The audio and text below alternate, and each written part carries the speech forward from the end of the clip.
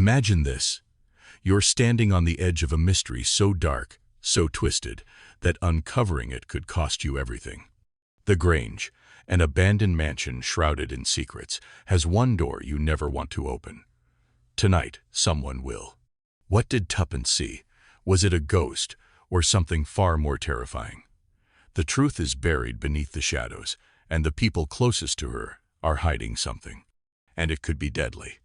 The buzzer on Mr. Blunt's desk echoed sharply through the office, slicing through the quiet like a blade. Tommy and Tuppence, always alert for the unexpected, darted to their peephole strategically positioned to observe the outer office without being seen. There, Albert was in the middle of his usual performance, expertly delaying visitors with his well-rehearsed excuses. "I'll see, sir," Albert said smoothly. "But Mr. Blunt is very busy at the moment. He's on an important call with Scotland Yard." The man standing before Albert was no ordinary visitor. Even from this distance, his towering 6-foot frame was impossible to ignore. His weather-beaten face and startling blue eyes, in almost unnatural contrast against his bronzed skin, suggested a life lived far from the comforts of city streets. Tommy didn't hesitate. He adjusted his hat, grabbed his gloves, and strode toward the door, radiating confidence. "This gentleman is waiting to see you, Mr. Blunt," Albert announced dutifully. Tommy frowned ever so slightly, checking his watch with the practiced indifference of a man who valued every second. "I'm due at the Duke's in 15 minutes, he said curtly, eyes narrowing as he studied the visitor. "But I can spare you a few moments. Come this way." The man followed without a word, his powerful frame moving with surprising grace. Tuppence, seated demurely with a pad and pencil, played her role to perfection, calm, professional, and attentive. "My confidential secretary, Miss Robinson." Tommy introduced her with a wave. "Now, sir, perhaps you'll state your business. Aside from the fact that it's urgent, you arrived by taxi, and you've recently returned from the Arctic or possibly the Antarctic. I know nothing." The visitor's jaw dropped in astonishment. "That's incredible," he exclaimed. "I thought detectives only pulled stunts like that in novels. How on earth your office boy didn't even give you my name?" Tommy shrugged modestly. "Elementary observations," he said, brushing off the praise. "The effects of the Arctic sun are well documented. Certain rays have a distinctive impact on the skin. I've been writing a monograph on the subject." He leaned forward slightly. "But enough of that. What's brought you here in such distress?" The man's expression darkened. "My name is Gabriel Stavenson," he began gravely. "You may have heard of me. I've recently returned from an expedition near the North Pole." Tommy nodded thoughtfully. "Ah, yes, the renowned explorer." Stavenson continued, his voice tinged with urgency. "Before my expedition, I was engaged to Hermione Lee Gordon, daughter of Lord Lanchester. She's a remarkable woman, the perfect partner for an explorer like me. I offered to cancel my expedition for her, but she wouldn't hear of it. 'Go,' she told me, 'and come back when you've conquered the ice.' And so I went." He paused, his fists clenching at his sides.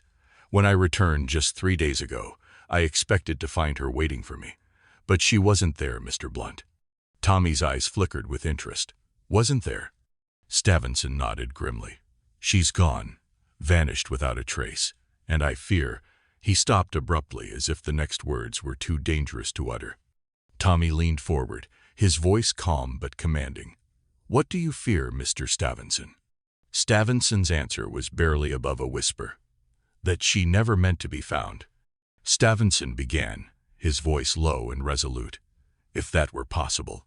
I'm telling you this, for what it's worth, counted as prejudice if you like, but I'm the kind of obstinate brute who always gets his own way. I didn't leave Pont Street until I'd wrung from her every possible name and address where Hermie might be staying, and then I boarded the mail train north, only to find that none of these places had seen her except for one house that had been expecting her, thanks to Lady Susan's bungled telegram cancellation. Rushing back to London, I confronted Lady Susan, who, despite her upset demeanor and insistence that she had no idea where Hermie could be, adamantly refused to involve the police, claiming that Hermie was an independent woman with her own plans.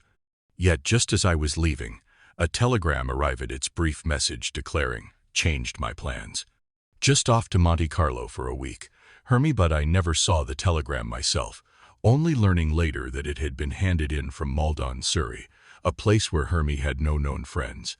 I ventured down to Maldon that very afternoon, inquiring at every hotel, and stopping only to find no sign of her. And on my train ride back I noticed your advertisement, and decided to seek your help. If Hermie truly had fled to Monte Carlo, I wasn't about to set the police on her trail and cause a scandal, yet I also couldn't let myself be led on a wild goose chase if foul play were involved. When you asked what I suspected, I admitted I wasn't sure, but something felt terribly wrong. With a swift movement, I produced a small case and opened it to reveal a photograph of Hermione, a tan, willowy woman, no longer in her youthful bloom but still possessing a charming, frank smile and luminous eyes. When pressed if I'd omitted any detail, I insisted that nothing had been left out, though you remarked that often a single small detail is all it takes to crack a case. I confided that this case was unlike any other, that I felt I had practically solved it already. But as I drew the bow over the violin resting on the table, and the first haunting notes filled the silence, I realized that the next revelation might just shatter everything we thought we knew. And then, just as the melody reached its chilling crescendo, a shadow fell across the photograph, hinting at a secret that could change everything. The soft strains of a few Moskowskinsky chords still lingered in the air as the performer gently set the violin aside, prompting Tuppence to clench her teeth in exasperation, while even the stoic explorer flinched at the dissonance of the moment. With a swift motion, she snatched the instrument, secured it in the cupboard, and locked it with a determined click, her voice laced with both humor and urgency. "If you must play Sherlock Holmes, I'll fetch you a syringe and a bottle of cocaine. But for God's sake, leave that violin alone. If that charming explorer weren't so naive, he'd have seen right through your theatrics." Tommy, sporting a self-satisfied smile, replied, "I dare say my deductions were spot on. After all, I risked a taxi ride to get here." Their banter veered into the peculiar, as Tuppence mentioned the Daily Mirror's scoop on his engagement, drawing parallels to the baffling disappearance of Lady Frances Carfax, while Tommy mused over the grim possibility of unearthing a body in a coffin, an echo of history repeating itself. Amid their speculations that Hermie, as Stevenson endearingly called her, might be evading her fiancé with the backing of an indignant Lady Susan, Tommy suggested a recommission to Maldon, even jesting about packing a set of golf clubs for the venture. Leaving the International Detective Agency in Albert's care, the duo scoured Maldon's modest confines, only to hit a dead end until a spark of brilliance struck Tuppence. "Tommy, why on earth did they label the telegram Maldon, Surrey? A peculiar designation that wouldn't be used unless ambiguity was intended, as other places like Hastings or Torquay bore no such suffix, while Richmond required it due to the existence of a namesake elsewhere." Slowing the car as they neared a quaint village post office, Tommy affectionately conceded, "Your idea isn't as far-fetched as it sounds." Just as they prepared to step out and investigate this odd postal anomaly, an unexpected figure emerged at the doorway, their identity shrouded in mystery, and in that charged moment, everything they believed about Hermie's fate seemed poised to unravel into something far more sinister. Within minutes, the secret revealed itself. There were two Maldon in Surrey and a tiny hamlet in Sussex, the latter notable only for its modest telegraph office. Tuppence's eyes sparkled with excitement as she pieced together that Stevenson, knowing exactly which Maldon he intended, had deliberately ignored any extra letter after the name, a subtle hint meant only for those sharp enough to notice. "Tomorrow," Tommy declared, "we'll pay a visit to Maldon, Sussex." Unlike its sprawling Surrey counterpart, Maldon in Sussex was a quaint locale just 4 miles from the nearest railway station, featuring 2 public houses, a couple of small shops, and a combined post and telegraph office that also doubled as a suite and postcard emporium, all surrounded by roughly 7 snug cottages. Splitting their efforts, Tuppence tackled the shops while Tommy set off for the Cock and Sparrow. After a half-hour search, they reconvened. Tuppence reported that while the local beer at the Cock and Sparrow was fine, It had yielded no useful information, prompting her to suggest a stop at the King's Head instead.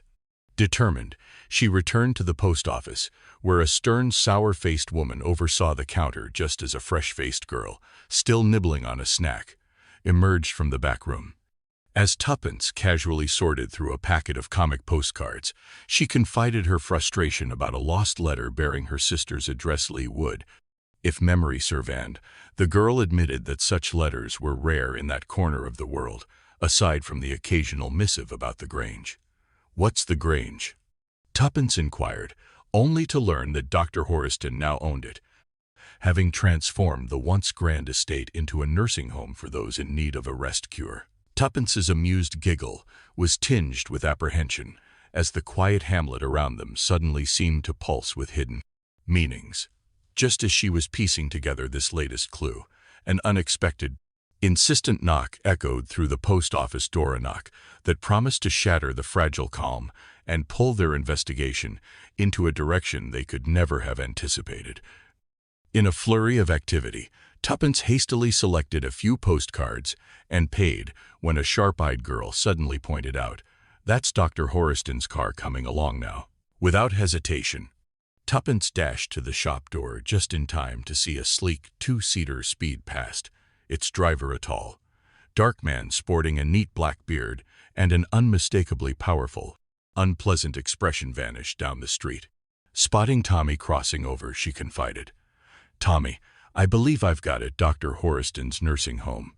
Tommy recalled overhearing a conversation at the King's Head about the place, musing that if Mrs. Lee Gordon had suffered a nervous breakdown, her aunt and friends would surely be aware. Yet Tuppence's focus remained fixed on the sinister vehicle. She pressed, "Did you see that man in the two-seater? That was Dr. Horiston himself." Tommy whistled in disbelief at the shifty, almost beggar-like look on the man's face, before suggesting they check out the Grange. Soon enough, they discovered the dilapidated menorah sprawling, rambling house set amidst deserted grounds with a swift mill stream murmuring behind it, which Tommy described as a dismal abode that gave him the creeps, hinting that the case was far more serious than they'd initially suspected. Sensing that time was of the essence and that some terrible danger might be looming for Mrs. Lee Gordon, Tuppence resolved to act on her gut feeling. "I mistrust that man," she insisted, "and I think I'll ring the bell alone and boldly ask for Mrs. Lee Gordon, just to see what answer I get." With a steely determination, she strode up to the imposing door and rang the bell. It swung open almost immediately to reveal a stoic manservant with an impassive face who intoned coolly, "I want to see Mrs. Lee Gordon if she is well enough to see me." For a split second, Tuppence caught a fleeting, almost imperceptible flicker in his eyes, a flash of something unreadable that sent a chill down her spine in that charged moment, as the door ominously beckoned her into the unknown. She wondered if stepping inside would plunge her deeper into a mystery from which there might be no escape.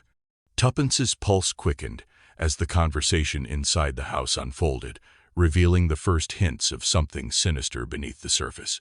She tightened her grasp on Tommy's arm, the urgency of the moment making her heart thud louder in her chest. Through the open window came the voice of the manservant, still as impassive as ever, telling the doctor that a woman had come about an hour earlier asking for Mrs. Lee Gordon. Her restless words still echoed in the air, as the doctor's sharp voice snapped back, irritation laced with growing concern.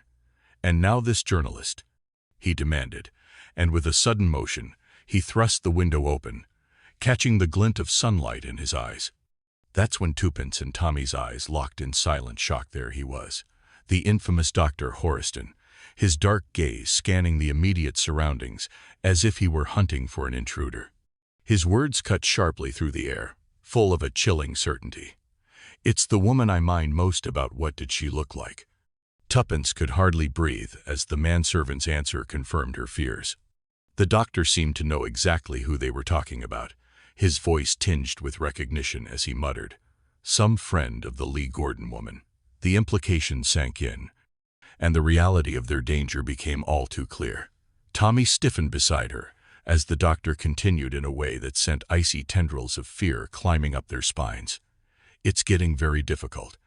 I shall have to take steps." His words hung in the air, unfinished, but all too ominous as they felt the weight of his unspoken threat. Just then, the rustling of leaves broke their silence, and without warning, Tuppence and Tommy found themselves trapped under the gaze of the very man they had been scheming to investigate. Baffled by the manservant's curt denial that anyone named Mrs. Lee Gordon resided at the Grange, Tuppence withdrew in a flurry to confer with Tommy outside the gate. Their whispered debate charged with suspicion, Tommy insisting the servant was lying, while Tuppence pondered the possibility of truth, until Tommy proposed a ruse as a journalist to gain entry once Dr. Horiston returned. When the doctor finally reappeared, preoccupied and dismissive of any press, their doubts only deepened, compelling them to stealthily scale the overgrown garden wall and creep toward a wide terrace where a pair of French windows hinted at hidden activity. There, crouched among crumbling steps and veiled by a tangle of bushes, they strained to catch a fragment of conversation through an open window. A man's irritated command to shut the door, followed by terse dialogue confirming that a young, smartly dressed woman had indeed visited a woman the doctor ominously lamented as the one I mind most about. As the voices tumbled into a heated discussion of unidentified steps he would take, the doctor himself suddenly appeared at the window, his unfinished declaration hanging in the air like a dark promise, leaving Tommy and Tuppence frozen in that charged moment, hearts pounding with the certainty that the case was about to spiral into perilous, uncharted territory. After the door closed with a definitive thud and silence enveloped them, Tommy gently led Tuppence to a small clearing just out of earshot of the house, where his worried voice broke the stillness. "Tuppence, old thing, this is getting serious. They mean mischief." Though Tommy urged an immediate return to town to consult Stavenson, Tuppence, her eyes alight with determination, insisted they stay put, recalling the ominous promise of taking steps that could signify anything. Tommy grumbled about their case being too flimsy for police intervention, but eventually, with a mix of reluctance and affection, they agreed on a plan. Tuppence would ring up Stavenson from the village while she kept watch, and Tommy would stay behind. 2 long hours later, Tommy returned empty-handed after fruitless calls to Stavenson, Lady Susan, and even old Brady, who revealed, with a tone of disdain, that Horiston, once a bona fide doctor, had fallen from grace into the realm of unscrupulous quacks, leaving them with more questions than answers. Undeterred, Tuppence declared that they must remain on the premises, convinced that something significant was about to occur that very night, especially after she noticed a gardener clipping ivy around the house and discreetly placing a ladder at a strategic spot. With the plan set, Tommy assumed guard outside while Tuppence briefly ventured into the village for some sustenance. Upon her return, they resumed their vigil, and as darkness finally cloaked the grounds at 9 o'clock, they silently circled the house until Tuppence's hand suddenly gripped Tommy's arm. Pointing upward to a first-floor window, its blinds drawn, except for that solitary unshuttered pane, a faint, anguished moan of a woman in pain cut through the night air. Resolutely, Tuppence led the way to the ladder the gardener had left, and as Tommy positioned it as quietly as possible against the side of the house, she whispered, "I'll go up. You steady it." In that heart-stopping moment, just as she began her cautious ascent, an eerie sound from within the house made both of their hearts leap, a sound that hinted at the doctor's imminent return, or perhaps something far more sinister lurking in the darkness. Tuppence's heart pounded as she murmured urgently, "The corner you'd be able to deal with him, and I shouldn't," before she nimbly scrambled up the ladder. Perched at the window, she cautiously raised her head for a glimpse, then ducked it again, her eyes wide with horror as she took in the scene inside. For several agonizing minutes, she watched until finally she descended, breathless, barely coherent. "It's her, Tommy, but oh, it's horrible. She's lying in bed, moaning and tossing about, and just as I arrived, a nurse appeared, bent over her, and injected something into her arm, before disappearing again. What shall we do?" Tommy's voice trembled with concern as he asked, "Is she conscious?" To which Tuppence replied, "I think so, I'm almost sure, though she might be strapped to the bed. I'm going up again to get closer." With that, She reassured him that if danger arose, she would call out, and then, without another word, she began her ascent once more. Tommy waited, his ears straining in the silence that followed her departure, until faint murmurs of voices reached him, only for the sound to abruptly vanish into an eerie, suffocating quiet. Just then, a firm hand landed on his shoulder in the darkness, and Tuppence's familiar voice hissed, "Come on, Tuppence. How did you get here?" Before she insisted they leave immediately, her tone laced with exasperation, as she cryptically mentioned, "Get out of this getting thin." When Tommy questioned her, she snapped bitterly about Stevenson's disdain for fat women, revealing that in his 2-year absence, his beloved had put on weight, leading her to flee into Dr. Horiston's clandestine injection treatment, a treatment that, despite its dubious nature, was shockingly effective. As Tuppence ranted about the farcical secrecy of Lady Susan and the impending farce they were caught in, Tommy drew a deep, exasperated breath and with a wry dignity declared, "I believe, Watson, there is a very good concert at the Queen's Hall tomorrow. We shall be in plenty of time for it, and you will oblige me by not placing this case upon your records. It has absolutely no distinctive features." His words hung in the cold night air, leaving both of them on the precipice of a mystery that promised to unravel even further with the dawn. And, as the darkness deepened, a distant sound suggested that someone, or something, was watching them from the shadows, waiting for the next move.